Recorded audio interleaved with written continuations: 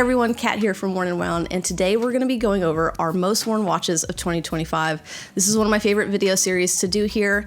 I'm going to kick it off today. My most worn watch of this year is my Nomos Club Neomatic World Timer, which is quite the mouthful. I bought this back in June of this year. I was able to snag one of the limited colorways, which is the Dune color. It's absolutely beautiful. I travel a lot, obviously, for work. I'm here in New York today from Nashville, and being able to travel between time zones, it's super easy. It's got this really great like tactile click when you click the pusher on it, which I really love. But yeah, this is my favorite watch, and we'll hear from the rest of the team now. Hi, my name is Myra, and I'm here to talk about my most worn watch of the year. One of my favorites, actually, which is the Worn and Round and Brew collaboration. We worked on this collaboration in early spring and released it over the summertime with Brew. I was actually gifted this watch from Jonathan Farrett. Thank you, John. And one of my favorite things about this watch is that the indices on the main dial actually point out to minutes rather than hours. And there are a few sub-dials that really make the look of this watch very unique and cool. I think it's one of my favorite watches to wear because I get consistent commentary on it, a lot of compliments, and it's a great conversation starter. So thanks, Worn and Wound. Thanks, Brew, for my favorite and most worn watch of the year.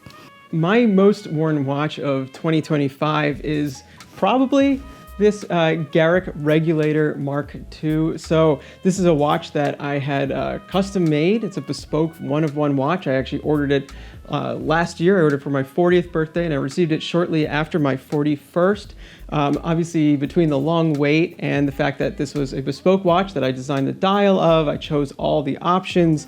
It was very special to me, so being able to wear it as much as possible was a goal of mine, but I have a lot of other watches, so I did rotate. But what also makes this watch special is it's entirely like a handmade dial, handmade hands, hand-finished, incredible movement on this thing that's also just hand executed, engraving and everything. So my most handmade watch, which is something that's very special as well. Hey guys, I'm Garrett. I'm the in-house photographer here at Worn and Wound. Throughout the year, my most worn watch has been this Elliott Brown Holt GMT. I went with the black whiteout version, so it's a DLC case with a fully loomed dial. Got it on one of their NATO options from Zulu Alpha. Just overall, super rugged watch. The GMT function lets me keep track of time, wherever time zone we're in as we're working with different projects and traveling for events. So I've beat, banged, and scraped this watch throughout the year. The case looks phenomenal, and that dial is super bright, super legible. It's everything I want in a watch when I'm traveling or loading out of shows, and I couldn't ask for anything else. Hi, I'm Nelly Calhoun. I'm the partnerships director here at Worn and Wound, and my most worn watch of the year is my vintage white gold Rolex OP. I picked this watch up at Wind Up New York this past year, and I've worn it every day since. It fits right, it's beautiful, I love the weight of the watch, I love the size of the dial. I am a teeny tiny watch person, so it suits me, feels a little festive, little holiday. It's glam, it's everyday, love it.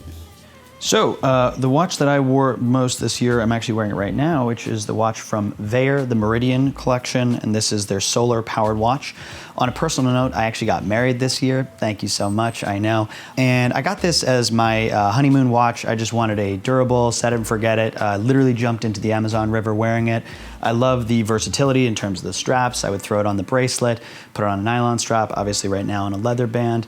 It was just a really fun find, and now I obviously have a lot of really cool memories with it.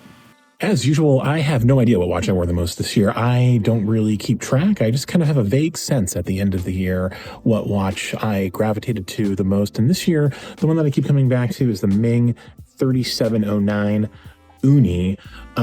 This is Ming's dive watch. It's a sequel of sorts to the Ming Bluefin, which came out the year before. My first Ming, I absolutely love it. I wore it all summer, really didn't take it off. Just incredibly comfortable, easy to wear watch. This is the watch that really kind of made Ming click for me. Really fun brand that I've just become more attached to through ownership of this watch. And it's wonderful. Definitely the watch of the summer, if not the year for me. Hi, my name is Richard Chow, and I'm excited to talk about my most worn watch of the year. which I have right on the wrist, a vintage Omega Constellation from the 1950s. This is a watch that I've been obsessed with for so long, and I've been specifically looking for one of the pie pan models with the arrow indices, the gold ones in particular on the stainless steel. Just because a little too much gold I never thought looks good on me. So finally found one after all this time, and since I finally got it in my hands, I've pretty much been looking for every single excuse that I can to wear it. So since then, it just naturally became my most worn watch of the year. Hi, my name is Kyle Snar. I am the head of partnerships at Worn & Wound. My most worn watch of the year is my Serica, a reference 6190. It has their very unique dive watch markings, but is missing the rotating bezel. In place of that, it has a very cool vertically brushed fixed bezel that kind of gives this combination of both dive watch and field watch vibes kind of shoved into one.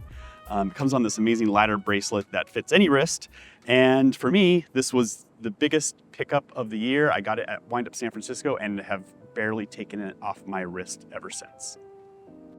My most worn watch this year is the Casio ring, and I just picked up the gold version. They came out with the silver earlier this year, but I'm super obsessed with watch rings right now, and it's easy to stack with my other jewelry, so it's definitely been my go-to for the year.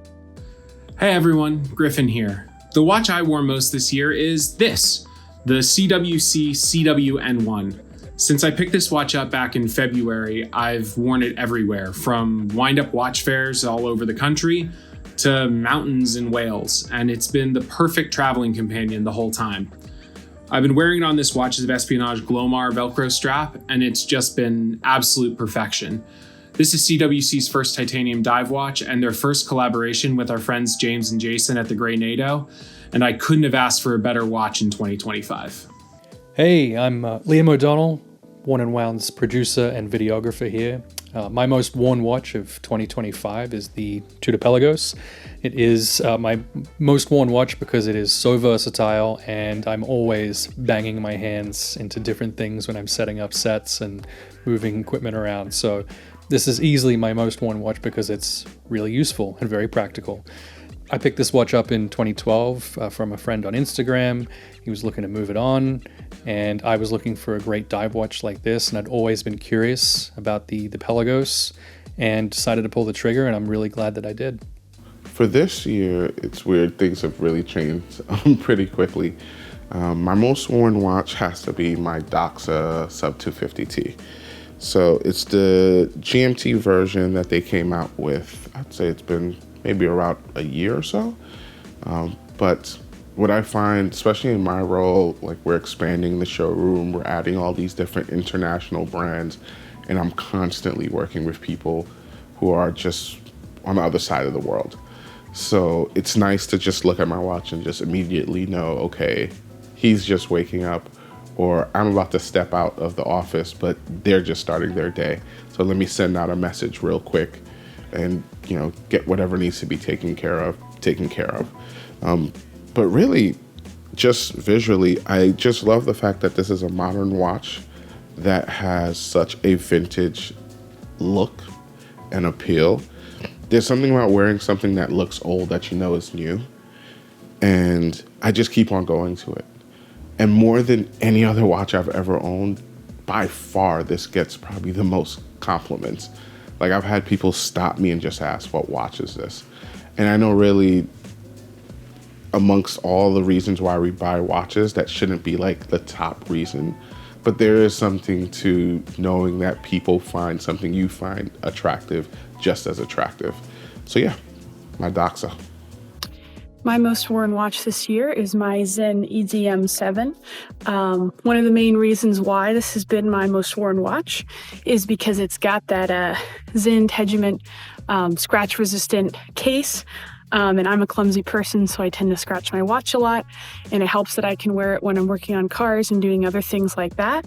My favorite thing about this watch, other than the scratch resistance, is just that it's really colorful. It's got a beautifully colorful dial details, a beautifully colorful bezel. Obviously, those are for firefighter-related functions. I don't use it to fight any fires, but I like a little pop of color in my watches. And it's also really cool because my dad actually has a matching one, so it's meaningful to me on a personal level. Thank you for watching. Let us know your most worn watch of 2025 in the comments below. Don't forget to like and subscribe, and we'll see you on the next one.